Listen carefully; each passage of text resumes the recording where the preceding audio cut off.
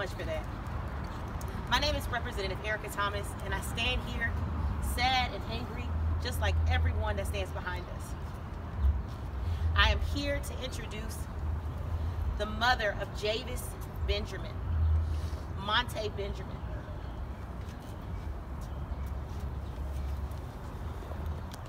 Hello, my name is Monte Benjamin, and this is my son, Jayvis Benjamin.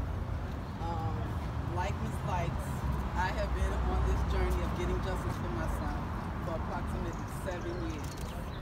My son was killed January 18, 2013. It was actually Martin Luther King weekend, and during the weekend, because he was killed, the coroner's office was closed, and I could not identify his body until that following Tuesday. So I was at ends with not only the district attorney, but the police department itself. But one thing that gave me the motivation was a conversation that I had with the GBI investigator. It was him who gave me the motivation to seek further, because it was originally reported that my son stole the car and assaulted the officer. And I knew that that was not my son. The actual car that my son was driving was purchased by his grandfather. My son was actually racially profiled. He was driving a a new Ford convertible Mustang, and what he did was ran a red light. The officer witnessed it on the dash cam that he ran the red light. Once he ran the red light, apparently my son must have saw the police. He then was in an accident, and he hit a telephone pole head on. So the driver's side of the car was smashed in. My son, once the officer arrived at the scene, my son climbed out of the car. As he climbed out of the car, the officer had already drawn his gun, pointed it at my son, telling my son to get back into a wrecked car. When my son climbed out of the car, he never engaged with the officer.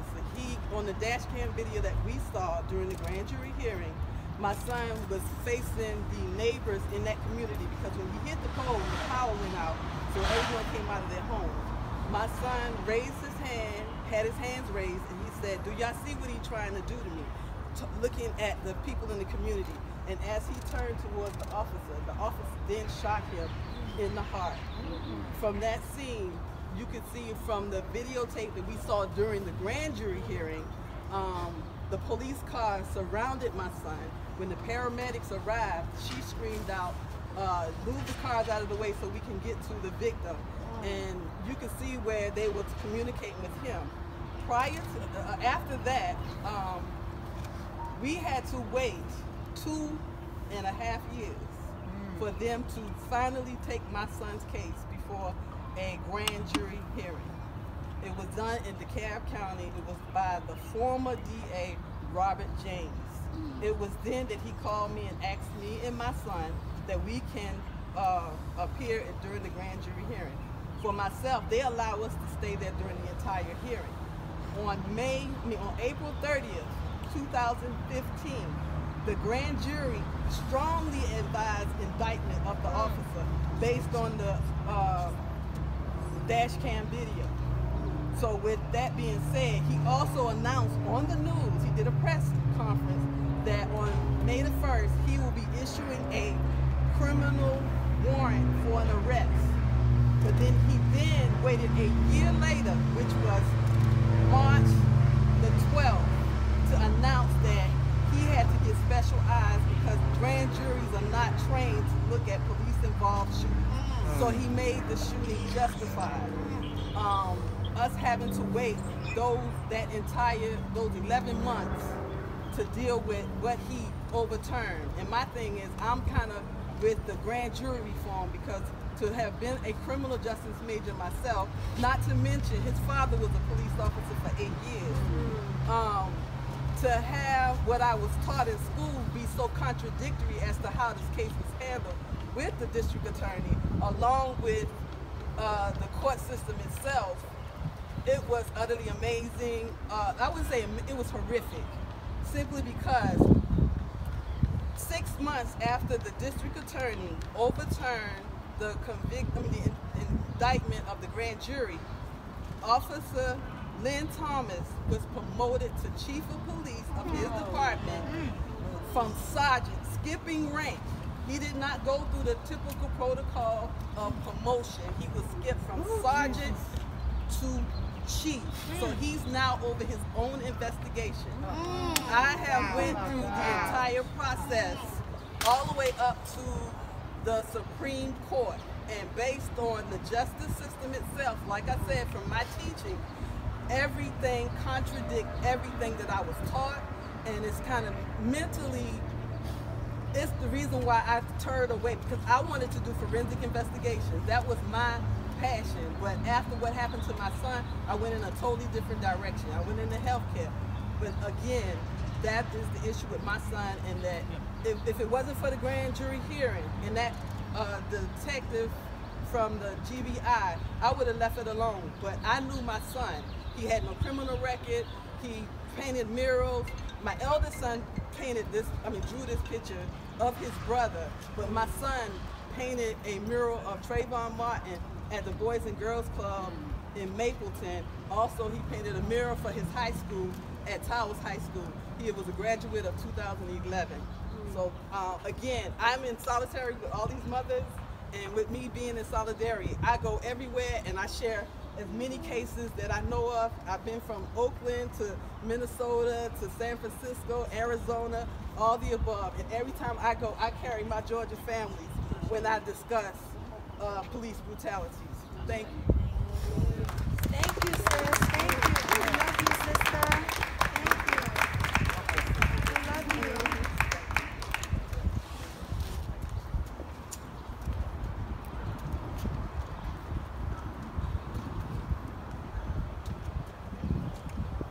Good morning. I'm State Representative Sandra Scott. I represent District 76 out of Clayton in Henry County.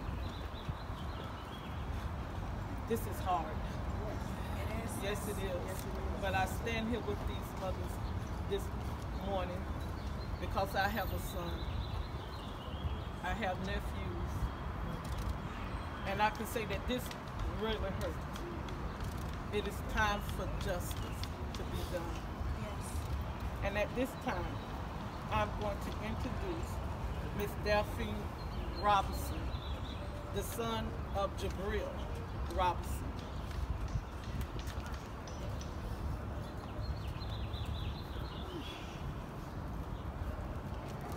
Good morning. My name is Daphne Robinson, and my son is Jabril Robinson. And Jabril was murdered on May 16, 2016 in Clayton County. It was the day after Mother's Day. Jabril and his girlfriend had an altercation. The police was called out, and during that time, Jabril had left the home. He left on foot. He had phoned me. I wasn't able to pick up the phone at the time, but I had called him back several times, and then I received a call telling me that I need to come to where he was because he had been shot by the police. When I got there, they told me that I needed to go to Southern Regional Hospital where my son had been transported. But in actuality, I got to the hospital before he did. My son was still laying on the ground. When I got there, they put me in a room. I sat in that room for maybe about 2 hours, begging to see my son at that time, begging to even identify him, begging to, just know if that's my child. I wasn't allowed to view him. I wasn't allowed to see him. I was told that because of the severity of what had happened to him, that I would not be allowed to view my son. You got this, sis. You got this. My son was shot more than 8 times.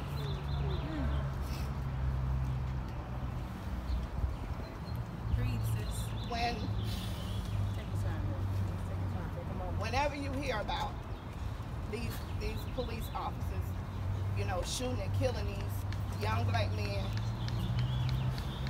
you hear the news and they tear these men down. They tear them down. They dehumanize them. They criminalize them. False narratives. I mean, they tear us apart. They tear our family apart. I will forever be traumatized by what I see. But not only that, every time I see it, it's my son all over again. All over again. All over. I sympathize with these mothers. I know they pain. This pain is physical. It's inside of me. It hurts. I don't sleep. I have 3 other sons and a grandson. And my daughter, because they're killing our daughters too. My nephews, it's traumatizing to us mothers. I've been on this journey for 4 years. I'm fighting for Clayton County to open my son's case, to at least give me a date in court to speak, to be his voice. It's difficult for us, but I stand in solidarity with my sisters. We've been on this journey a long time, and we ain't planning on giving up. We fighting for justice. We want justice. And it's justice for Jabril until the day I die. We're not giving up. We're not giving up. And like I said, I feel for all these mothers. And I stand with them. Thank you guys.